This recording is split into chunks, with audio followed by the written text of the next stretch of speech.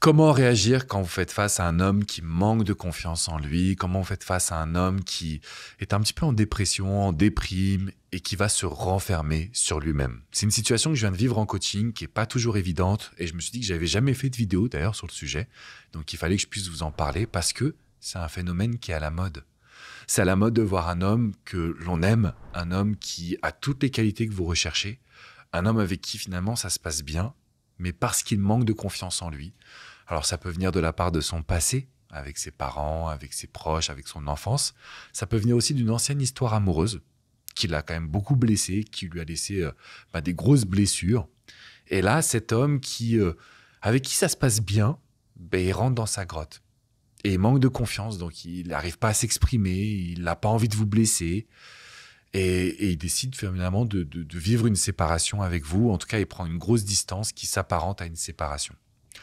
C'est vrai que dans ce genre de situation, on me dit « Mais Alex, est-ce que tu penses que les conseils vont pouvoir s'adapter ? Est-ce que tu penses vraiment que faire un silence radio avec un homme qui manque de confiance en lui, il ne va pas plutôt se dire « J'avais raison, elle ne m'aime pas, elle s'en fiche de moi et finalement, en fait, en gros, je ne suis pas à la hauteur de son amour ».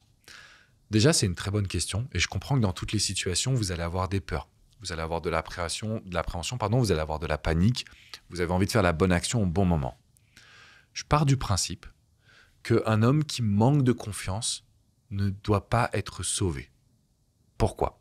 Parce qu'en fait, s'il manque de confiance et que c'est à vous de faire tous les premiers pas, vous allez l'infantiliser. Ça, c'est le premier point. Et le deuxième point, un élément que vous ne savez sûrement pas, mais de psychologie, c'est que plus vous allez faire des pas, plus vous allez l'étouffer. Donc, il manque de confiance, certes, mais la pire chose, c'est qu'il ressente de la pression de votre part.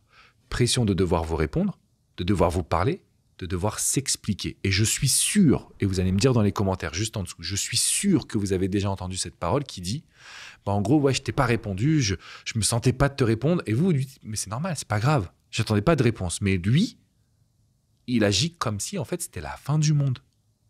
Donc ce qui se passe en fait, c'est que ça part d'un bon sentiment de votre côté, mais sans vous en rendre compte, vous allez créer un effet pervers, donc un effet négatif dans son cerveau qui va être « il faut que je lui réponde, il faut que je sois à la hauteur, il faut ». Et en fait, il s'essouffle et c'est pas bon. Donc au risque de vous surprendre, peut-être que ça va vous décevoir dans le sens où ça va être difficile pour vous, mais la prise de distance, le silence radio, j'aime pas ce terme. C'est comme si en fait on répondra jamais, on fera jamais de premier pas. On n'est pas là. Mais la prise de distance, elle est nécessaire. S'il manque de confiance en lui, toutes les actions qu'on va faire vont augmenter ce manque de confiance. Donc autant vous dire que ce n'est pas du tout ce que l'on veut. Ça, c'est le point numéro 1. Le point numéro 2. Quand un homme manque de confiance, bizarrement, il va être attiré par une personne qui a confiance. Il va être attiré par une personne qui va avoir le sourire sur le visage. Parce qu'on se dit, mais si je souris et si je vais mieux, il va penser que je n'ai pas besoin de lui. Ça, ce n'est pas prouvé. Ça, c'est une peur que vous avez qui s'est logée dans votre inconscient. Parce que quand on ne va pas très très bien, notamment un homme qui manque de confiance, il va être attiré par une femme qui est indépendante. Parce que ça rejoint le point numéro 1. Si elle est indépendante et heureuse sans moi, ça veut dire qu'elle ne va jamais avoir besoin de moi. Donc, je ne vais pas avoir besoin de fournir des efforts incommensurables. Je ne vais pas avoir besoin de penser pour deux. Je ne vais pas avoir besoin d'agir et d'être à la hauteur parce qu'en fait, elle se suffit à elle-même. Et je pourrais m'arrêter juste là sur cette vidéo parce qu'en fait, c'est le gros point. Comme il manque de confiance, vous voulez le sauver. Vous voulez lui montrer que sans lui, vous n'êtes pas heureuse, que c'est lui l'homme de votre vie. Et ça fait l'effet inverse. Dites-moi dans les commentaires, vraiment c'est important que ça se partage. Vous voyez, je sais qu'il y a plus d'1,7 million de personnes qui me suivent, mais je lis les commentaires avec les équipes. Ça fait 18 ans que je fais ce métier, 18 ans que je vous donne de l'amour, de l'affection, parce que je sais à quel point c'est difficile. Et en réalité, quand un homme il manque de confiance en lui, il a envie de vous voir souriante. Je mets juste un bémol. Parce que là c'est vrai, je prends ma responsabilité. C'est-à-dire, d'habitude, je vous dis, il faut rayonner. Pump it up, la femme qui pétille, la femme qui rayonne, la femme qui a confiance en elle. Là, non. Elle est heureuse, vous êtes épanoui, zen, sereine. Mais on ne va pas non plus montrer qu'on est en mode « wouhou » parce que là, ce serait un décalage. Donc ça, je vous l'accorde.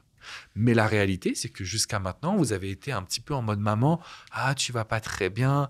Ah, le boulot, ça va pas. Tu me dis si tu as besoin de quoi que ce soit. Et puis 3 heures plus tard, est-ce que tu vas mieux? Tu veux que je t'apporte à manger? Le mec, il est là, étouffé. Rien que déjà que d'en parler, ça m'étouffe moi. Je sais pas vous comment vous le vivez. Donc tout ça pour vous dire qu'une fois qu'on est dans cette situation, vous êtes sereine, vous êtes zen, positive, indépendante. Dans 7 à 12 jours, en moyenne, hein, c'est pas prouvé, ça c'est selon mon expérience personnelle, il va commencer à vous faire les premiers messages. Il va changer d'attitude. Pourquoi? Parce qu'il va comprendre que là, vous êtes différente. Il va comprendre que vous n'agissez pas selon les règles de la psychologie du quotidien qui est vas-y, fonce le sauver, mais plutôt, ok, mets-toi en position de force, c'est lui qui va venir vers toi. Et là, en fait, il va avoir une sorte de lumière positive et il va venir vers cette lumière, au lieu que ce soit nous qui allions dans sa lumière négative. Et c'est tout. Il va revenir vers vous, vous allez rester dans votre force, vous allez vous revoir petit à petit. On veut des activités nouvelles, mais pas sensationnelles. On ne va pas aller faire un saut en parachute, mais on va peut-être aller au théâtre, super sympa. On va peut-être aller voir un humoriste, super sympa. On va peut-être se faire un petit pique-nique, très cool aussi. On va faire des choses simples, mais cool. Et on va profiter. Et là, vous allez me tuer par contre, mais c'est important. Quand vous le voyez, pas de câlin, pas de bisous, pas de sexe. Du moins, on ne prend pas l'initiative. Le sexe, on va prendre un petit peu notre temps. Le petit bisou, le petit câlin, on veut qu'il vienne le chercher. Parce qu'on veut que dans son inconscient, ça se mette en marche en mode « j'ai envie d'elle ». Pas « j'ai envie de sexe », hein, mais j'ai envie de l'embrasser, j'ai envie de la prendre dans mes bras, j'ai envie de sentir son parfum, etc. Si vous mettez ça en place, mesdames, même le mec le plus timide, même le mec le plus en manque de confiance de l'univers, il va se rapprocher de vous. Parce qu'en termes de psychologie, vous allez comprendre ce que personne ne comprend, ou très peu de personnes comprennent. Et je peux vous garantir que ça fonctionne, ça a aidé des milliers de personnes, ça va être votre cas aussi. Il faut simplement l'accepter.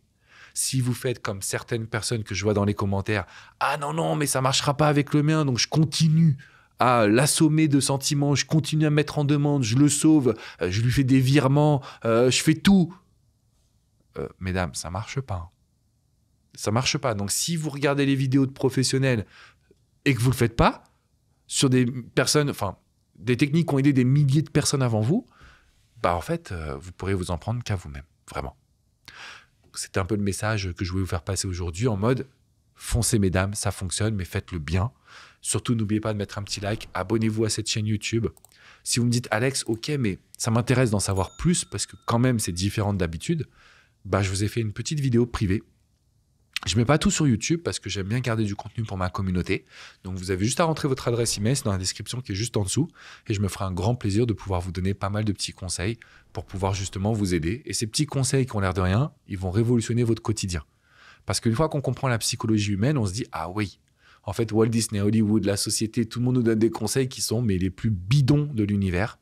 Et c'est pour ça qu'en fait, ça ne marche pas. » Donc, si cet homme-là, il a manqué de confiance, la bonne nouvelle, c'est que ça fonctionne, c'est possible. Juste, il faudra peut-être inverser votre comportement. Ok? Je vous fais une bise et je vous dis à très très vite pour une nouvelle Minute Coaching. Ciao les amis!